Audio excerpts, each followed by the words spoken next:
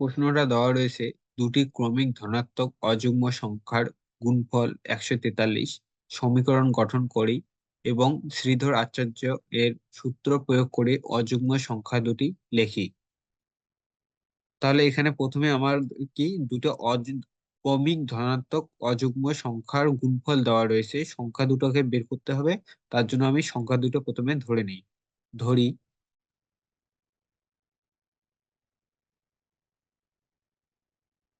দুটি ক্রমিক অযুগ্ম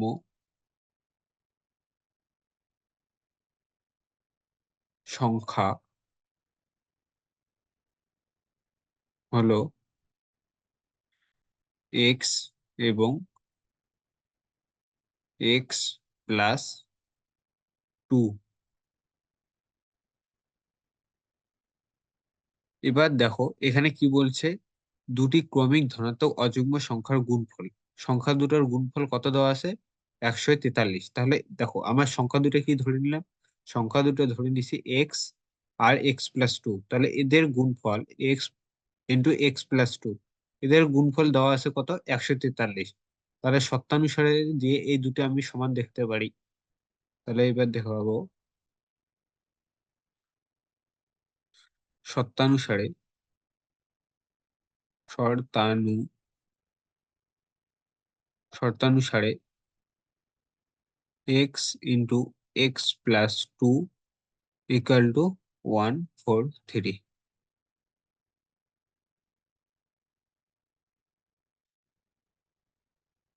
এটা রাফ ছিল, এটা লিখতে হবে না।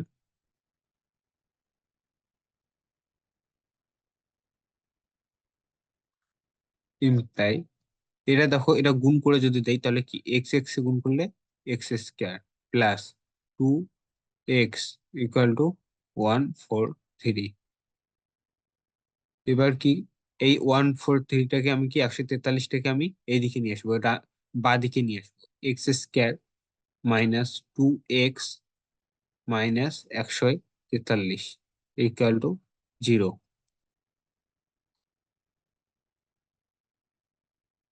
এবার এক নং এক নং সমীকরণকে সমীকরণকে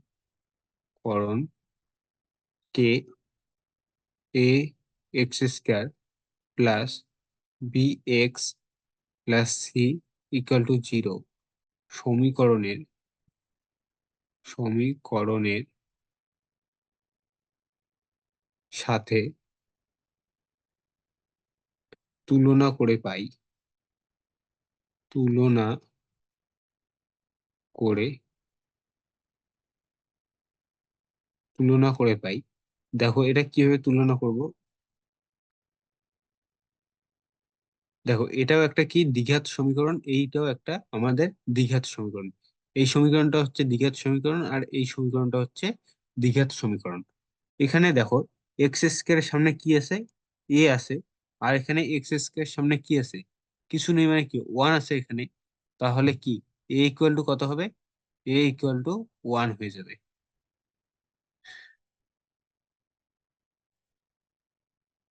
এ ইকুয়াল টু 1। এবার দেখো ঠিক আগের মতো করে, দেখো এখানে আমার এক্স এর যে খালি এক্স আছে, এক্স এর সামনে কি বি আছে, এখানে খালি এক্স আছে, এক্স এর সামনে কি আছে? এখানে প্লাস চিহ্নটা দেওয়া হয়নি, এখানে এক্স স্কোয়ার প্লাস 2x আছে, প্লাস হবে। এটা একটু ঠিক করে নিবে তোমরা। এখানে দেখো, এখানে এক্স এর সামনে কি আছে? বি আছে। আর এখানে এক্স এর সামনে কি আছে? 2 আছে। তাহলে কি বি ইকুয়াল টু আমাদের 2 হয়ে যাবে। আর দেখো সি এর জায়গায় এখানে কি আছে? -143। তাহলে সি আমাদের কত হয়ে যাবে? -143।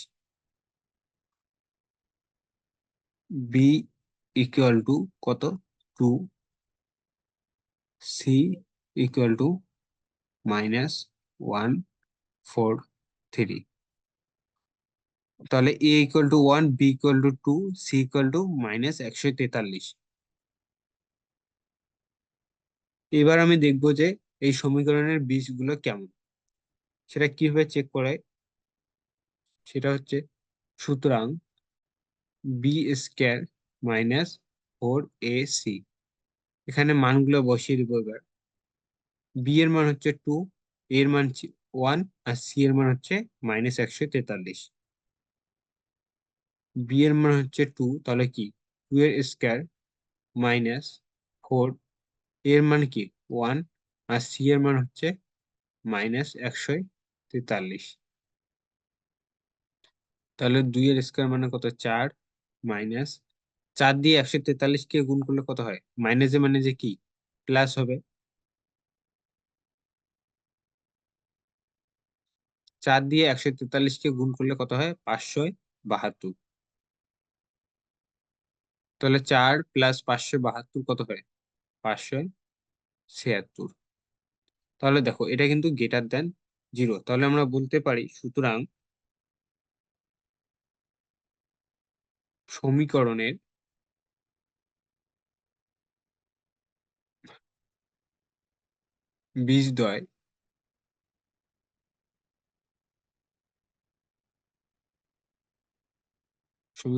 বীজদ্বয় বাস্তব।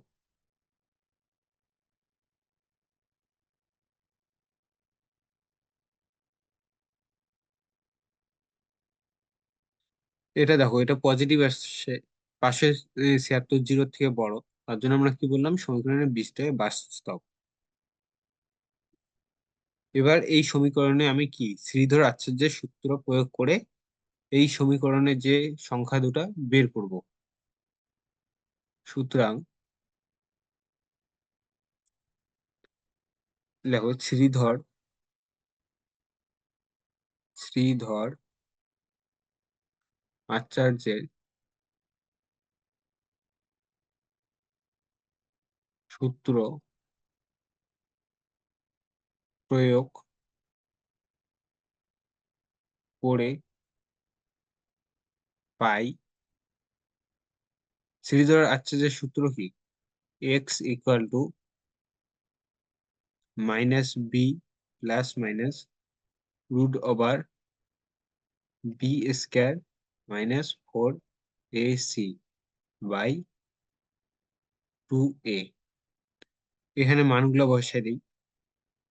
এখানে বি এর মান কত, বি এর মান হচ্ছে 2, সি এর মান -143, আর এর মান হচ্ছে 1।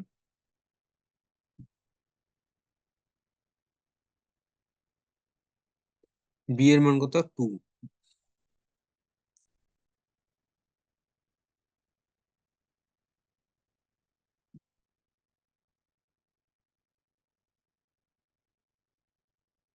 বি এর মান হচ্ছে 2, -2 প্লাস মাইনাস √ওভার, দেখো আমি বি স্কয়ার -4ac এর মান কিন্তু বের করছি। বি স্কয়ার -4ac মান কত আসছে, 576। এই মানটা একবারে পুট করে দিই, 576। তারপর 2a, 2 এর মান কত, 1। এবার এখানে দেখো 576 কত স্কয়ার হয়, 576 দেখো 24 × 24 যদি তোমরা করো, তাহলে পেয়ে যাবে তোমরা 576। তাহলে কি দুইটা √ওভার যদি 24 × 24 থাকে, তাহলে এটা কি সিম্পলি 24 লিখতে পারি। তাহলে 576 জায়গায় আমি সিম্পলি 24 লিখবো এবার।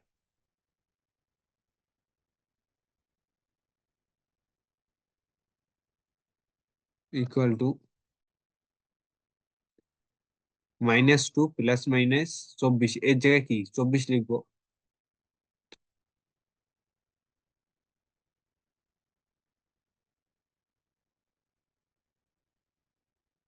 -2 প্লাস মাইনাস 24/2। এবার দেখো এখানে কি প্লাস মাইনাস আছে, তাহলে এটা কি এক্স ইকুয়াল টু, কিন্তু -2 plus minus 24/2।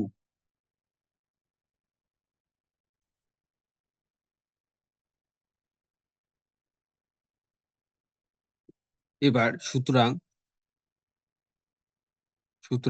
X equal two, একবার কি প্লাস নিব, একবার মাইনাস নিব, -2 প্লাস 24/2।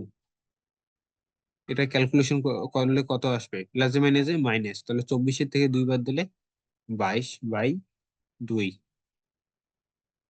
11 2 কত? 22। আর একবার, সুতরাং x = -2, এখানে কি প্লাস নিয়েছি, এবার মাইনাস নিব, -24/2 মাইনাসে মাইনাসে কত? প্লাস। তাহলে কি হবে? মাইনাস, চিহ্নটা কিন্তু মাইনাসই থাকবে, 26/2 কত? 13। সুতরাং x = +11 - 13। তাহলে দেখো, প্রশ্নতে আমাদের কি বলছে যে ধনাত্মক হতে হবে, দুটি ক্রমিক ধনাত্মক অযুগ্ম সংখ্যার গুণফল 143। তাহলে সংখ্যাটা কি রকম হতে হবে? ধনাত্মক। ধনাত্মক মানে আমাকে পজিটিভ পার্টটা নিতে হবে। এখানে দেখো ধনাত্মক সংখ্যা কোনটা, দুটোর মধ্যে ধনাত্মক সংখ্যা হচ্ছে 11, তাহলে আমাকে এক্স এর 11 মানটা নিতে হবে। সুতরাং সংখ্যা দুটি হলো, সংখ্যা দুটি কি কি? দেখো এখানে কি ধরে নিছি অঙ্কতে, প্রথমে কিন্তু ধরা আছে দুটি অযুগ্ম সংখ্যা হলো এক্স এবং x+2। তাহলে একটা যদি এক্স এর কি ধনাত্মক মানটা নিতে হবে, তার মানে আমাকে এক্স এর মান 11 নিতে হবে। তাহলে একটি সংখ্যা 11 আর একটা x+2 মানে কি? 11+2 কত? 13। একটা সংখ্যা 11 আর একটা সংখ্যা আমাদের 13।